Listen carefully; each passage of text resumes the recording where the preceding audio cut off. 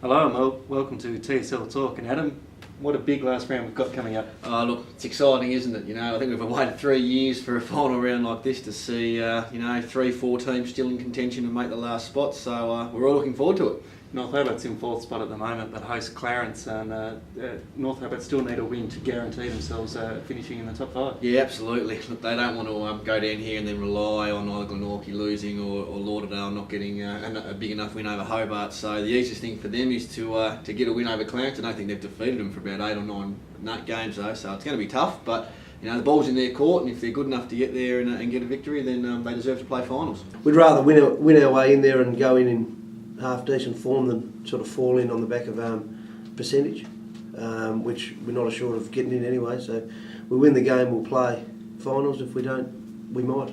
So it's a big game. We had a press conference this morning with Spaulding and Geappen, the Clarence coach, and Brett was saying that they're considering resting Cameron Thurley, Trent Stanton, Jackson O'Brien and Greg Sharman all for this game. He wants to rest them. Those guys want to play. They'll make a decision tonight, but that could have not only huge bearing on this week's game, but the makeup of the finals. Yeah, look, they probably deserve a rest in terms of the form they've been in, and I think they've played probably the majority of the games.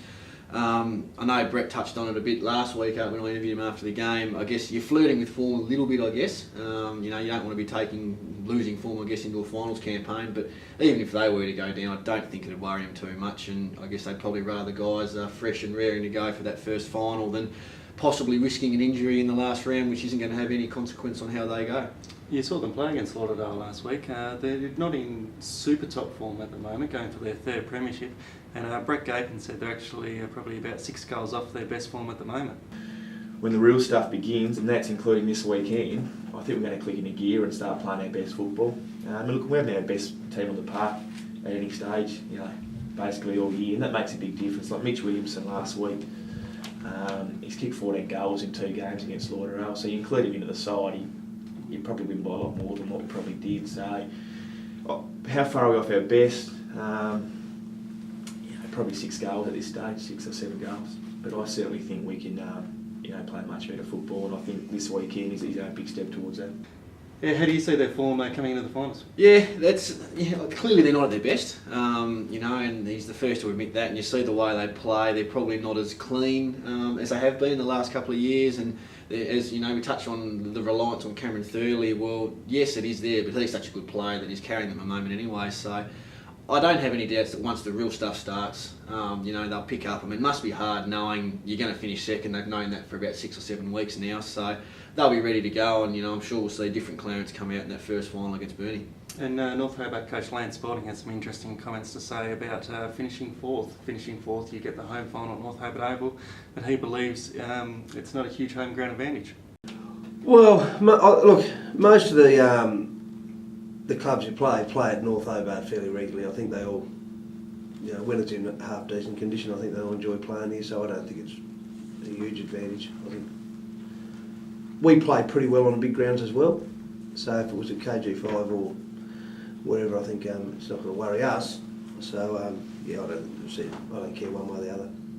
Adam, a lot of teams play at North Hobart. Would it be an advantage for them to play at home in that elimination final? Oh, look, it's tough, isn't it? I mean, all the sides down here would have played there, for God knows how long, and they're all used to the ground, no doubt. I mean, you look at teams like Glenorchy and Clarence that get on the wider spaces of KG5 and Bellerive. Does it have an impact? I'm not too sure. I mean, grand finals used to be played there, in the old SFL days, so Springer's probably got a bit of a point, but again, if they train there, and which they probably haven't been because of the weather, but they can adapt to the ground and whether, it's probably not like a Perth in West Coast or a skilled stadium for Geelong, but it might have a little bit there. And another crucial game is out at KG5, Glenorchy and Burnie. Burnie are sitting in third, they've got 11 wins, but 8 of those wins are made up against the 3 bottom sides, and they've beaten North London twice and Lauderdale at West Park. We're going to get a better indication of where Burnie at's in this game against Glenorchy. Yeah, absolutely. Again, queries about sort of how they have been travelling, I guess. 8 wins against the bottom sides. It was touched on the other day in the Glenorchy press conference that, well, that's just the draw, isn't it? They've beaten who they've had to, and we will see. And they did put up a bit of a test against Launceston by all reports and just didn't kick straight.